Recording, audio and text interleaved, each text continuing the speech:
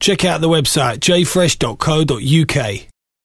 What's good, people? It's your boy J Fresh right here with legends in the game, Sticky, General Levy. It's great to be here, family. Bruh, bruh, bruh. Thank you very much, sir. 3 legends in the building, General Levy, Sticky, my cameraman Jimmy. Blessed, man. I mean, someone's got to do it. That's the levels we're working Someone's at. got to do it, man. Now listen, I like coming in to interview people and you can sense the vibes in the room straight away. Crazy. I heard the laughter, I heard the jokes outside. Nuts. You know what I mean? It's got to be done. But I need to set the kind of background first. Firstly, with you, Sticky, okay. You are the guy responsible for me eating prison food for 3 years when I was at university. Oh my God. My whole student loan went in Uptown. Wow. Went in Black Market. I apologise. Went in Big Apple. All the records, Tales of the Hood. Wow, bad tune. Music Ain't Dead. It's worth Obviously, it. Triplets. You Virus, went in. Jaws, the lot. You got in. Well, so thank you for the records, but a bit malnourished. Nah, but you look healthy. See, you ain't got no beer belly because of him. That's, you know what I mean? You done well. Wicked. You know what I mean? Ate healthy. Now, for you as well, you helped me out a lot, General Levy, in the dance. I see a girl, even in 2014, and I like her shape. Yeah, she's got the Coca-Cola shape. Champagne body. And I think I need to play a kind of record that's going to get her whining. So I dig out Heat. Wow. I dig out Champagne Body. Oh, no. And it makes them move a certain way. So thank you. Big up all the bargain bucket girls. You love a bargain bucket. Bargains. So for you two guys, you've helped me out in my job as a selector and broadcaster over the years. So massive love. A question for you. Yeah, what's that? Were you and Tim Westwood part of that birth? You and Tim Westwood. You got a little Westwood swag going on, and he's a very successful DJ. I'll take that as a compliment. Of course it is. It's a big compliment. I appreciate that, family. You know what? I was gonna actually save this one for later. It was a question for you, but let me dig out the prop. As a prop, you know. Then, talking of continuity. Talking about vinyl. Continuity. When was the last time you saw that? You know about that? This is Tim Westwood. I did this. He's the first man to sign me, you know. I tell you about Tim Westwood. He is a guy who's got his ear to the streets. Oh, fully. All right. And anytime there's any kind of murmur on the streets, he's around your house with his checkbook, and he will sign you. He signed me as a youth. I must have been 8. My first deal I ever got. And not many people know that he's the first man to properly sign me and put something in my hand and say, yo, him and a guy called Brian Chuck New. He's an engineer. And they took me to the studio and I done the track. I think this is actually the prototype to Incredible. If you listen to this track, Justice Records, generally, with them the Wicked, it's definitely the prototype to Incredible. So the last time you had that bit of vinyl in your hand? I must have been like 22, 24. Do you know, it's a long time, and you know what I mean, big up Tim Westwood for that first kind of opportunity. Bless. That inspired me. That's golden. That record. That's golden records, right? Yeah, because I was playing that and Supercat, Get Red Hot, the remix. So them two were hand in hand. Wow. And I used some of that bars in our song Pull Up. Yeah. Them nobody. Yeah. Them nobody. Them nobody. Like, and that's actually in the Justice Records tune. So crazy, isn't it? Put that in your ganja Check pipe. that out. This is the depth we're talking about. It's deep, man. Had to lay it out there. That's and now we talk about the record that you just name checked, the new one. Pull Up. The record that as soon as you hit play, you go, wah! I'm keeping it clean. You know what I mean? Radio.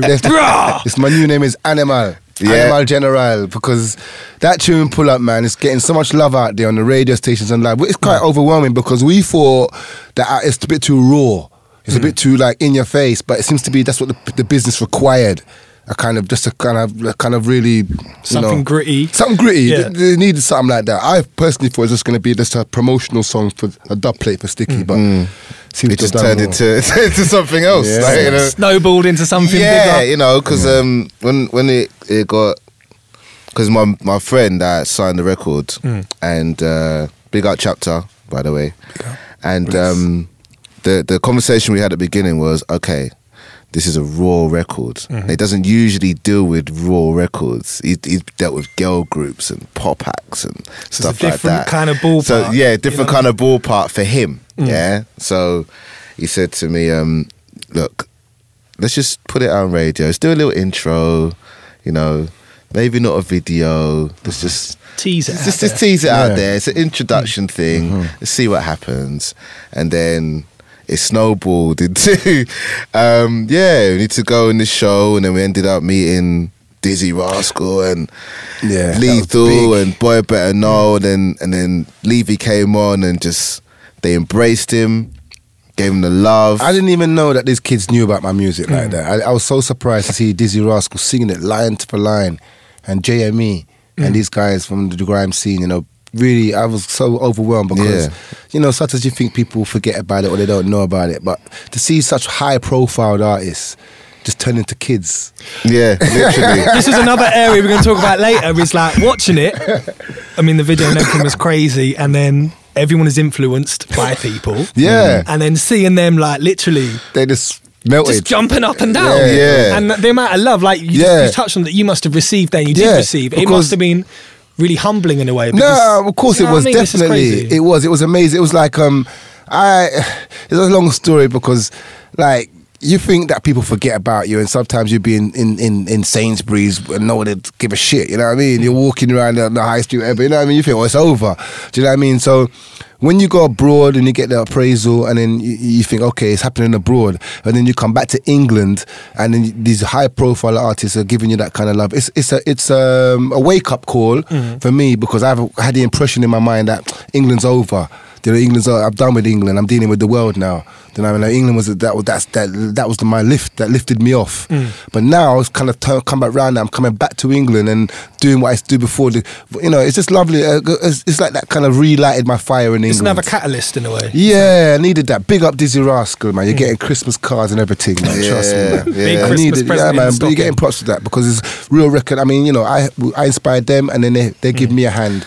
Yeah, that's the conversation we had, you know, at the beginning. He said like, well, England, you know, I was very down with England. Yeah, very skeptical. And I said, like, do you know how much love you got in it? He's telling me that all the time. He's telling me, do you know? And I'm like, do you know how much love? Like, they might not talk about it because they haven't seen you, you know, outside, mind. But it's there. But it's there. So you just had to turn up. That's what happened. That was it. Literally that. He's told me, and I'm like, you don't know, Sticky. They're like, no. And he's like, nah, man, just come with me, man. Let's go. We've got one extra next week, or we got this. And I'm like, and everywhere this guy brings me, it's like mad things. I'm having a party. He's got to pull me out. He's got to pull me out of the party after, innit? Like, he takes me places, and then I'm the last one there. Like, well, you said at the start off camera that you were looking for a manager, and I think someone's played his position strongly right here to take care of your business. It's got to work out percentages. Nah, he needs a manager as well. You know what? Nah, he needs a manager as well. Yeah. We both need. No, we're all right, man. We're all right. Because we're good friends, and you know, it's been a crazy year so far. You know. And you know that situation happening, and then we go to this other club and Rio Ferdinand. Rio. I'm going to talk about this because obviously with the forthcoming records, you've got the launch party. And you know, people expect different things from launch party. When it's going to be who's performing, like, are we going to see and hear Rio Ferdinand spitting bars over lighter? Are we going to see that again? I'm going to because they booked me for that party that you saw me in with Rio Ferdinand, so we might have to book them now. We have to rebook them and give them back the money. No, I don't want to give them back. Anyway. Well, we might have to do it. I'm going to talk to Nadia. Yeah, I'm going to talk to Nadia and see if we can arrange something, because that'd be amazing to see. Because I know people want to see Rio Ferdinand back on the mic. They want to see it. A lot of people want to see a part two. It's gone viral, and I know that'll just be a beautiful thing to see Rio Ferdinand really come in and spit a 10-minute PA. Is that going to happen at your launch party for record? I reckon we're going to have to put the stop sign out. We could do it, and I reckon I can't talk it right now, but yeah, that's a good idea. All right, man, I'm looking forward to it. I love it, man. I'm looking forward to that, and there's a few other of them who want to do it as well. I was at an award ceremony recently, and one of the athlete, Colin something, he's a hurdler. Colin Jackson. And it looked like he looks like he wants to have a go on the mic as well. Yeah. And I was like, but I don't really know him like that. I don't really know, but I see the way he's going on in that, and I could tell that he looks like the sportsman. They're seeing something. He's got the bars, isn't it? Yeah, he's like. Has he? Okay. Yeah. That footage there has opened up you're going to see a few more things like that happening with celebrities. Gateway for celebrity bars. Celebrity bars. There's a DVD right there. DVD right there. Let's bring it. That's wicked. Imagine Scary Spice spitting. Probably better than her presenting. I thought cool, blimey. Anyway, let's take it back to the record. November 24th is when it drops. Is that correct? Yes. Now, in the terms of the process of building the record together, was it a beat that you made and thought, let me holler my man to jump on it? Were you together in the studio building it together? How did it work itself out? Well, he had the lyrics already and I had the beat already, but we didn't actually meet. We was both at Outlook last year in Croatia, and we was both going back to the airport, and then we met on the transfer bus. Officially, we met before. Yeah, Carnival. Yeah, Carnival, 2 years before. And asked for his number, so I already had it. But I didn't know whether I should call him or not. So when we actually met officially at Outlook, we had about 5-6 hours conversation. Us and Joe was with Bushkin as well. Yeah. And then we flew back and asked for his number. Already had it. Yeah. So it was like, well, let's go then, innit? You know. Yeah. And then 2 weeks later, in the studio, he said like, yeah, could you do a dub? You know, because Incredible's a dub. Yeah, Boo's a dub. The kind of format, the kind of format concept of it, kind of way. The concept of it, you know. And then he came with Pull Up, and I was like, I was just getting goose pimples in the studio. I was thinking, what? Wait till I play this out. I was going to say, once you put it together, you're then waiting, going, I can't wait for them to hear it. Yeah, I can't wait to hear it. And that time, I'm just like, okay, cool. Let me cool. I was in the office. Keep me updated. Keep me updated, basically. You know what I mean? And then boom, bam, he's calling me boy, fam. The first time you dropped it in a dance, was it midway during a set? Was it the first record? It was the last tune because I'm known for garage, so I'm booked out as a garage DJ. So I was thinking, how am I going to play this record, which isn't garage, and I'm not known for this type of production? I'll just play it last. And the it's reaction? General Levy. And the reaction? Yeah, the reaction was just from the intro, before they even actually heard the chorus. Yeah, it's nuts. They actually heard that it's General Levy. Yeah. Going, oh my God. It's the unmistakable tones. As soon as you hear the voice on wax, you know who you're dealing with. I think on YouTube, I've done a lot of work over the past few years on YouTube of doing like dubs, like let's one take dubs. And I think some of those dubs have become kind of like, because a lot of them have gone past 1 million. So I think people have kind of seen that how I work live.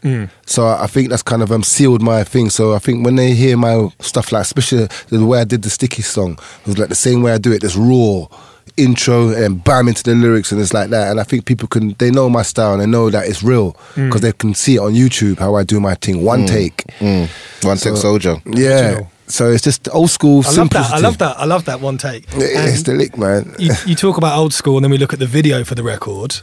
I love the kind of throwback, kind of the tone to it and the visuals. Wow. Yeah. Yeah. Man. Yeah. The vibrancy of it, you know, very colourful. You know, it's kind of, to make it where Levy is now. Do you know what I'm saying? Because there's always this thought of like, well, you know, we've both been in this game for quite a long time.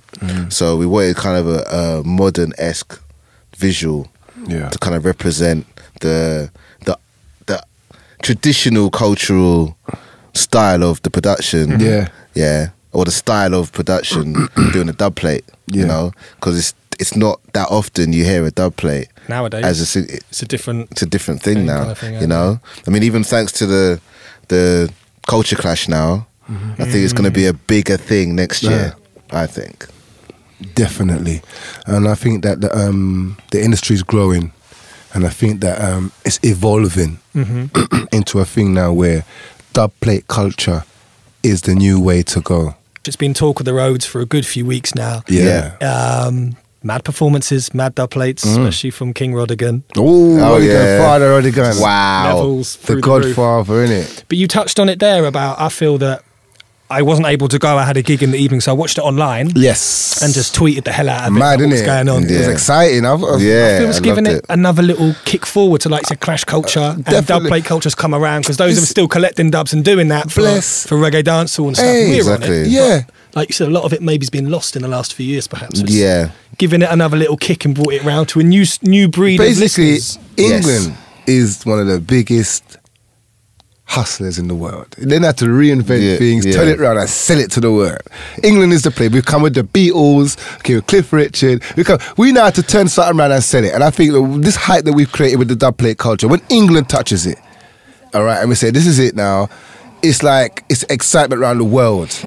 Now, because I've done a few Red Bull clashes. I did one in Milan, and I did one somewhere else as well.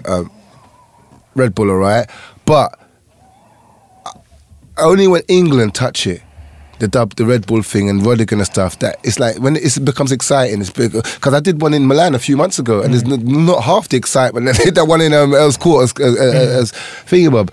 So I just think that it's definitely relighted the thing, and England have repackaged the whole dub plate format. They thought about it, and I think also the industry are looking to kind of package, how to sell the concept of dub plates, and how important they are. Yeah, and I mean they made it. I mean he made it visual.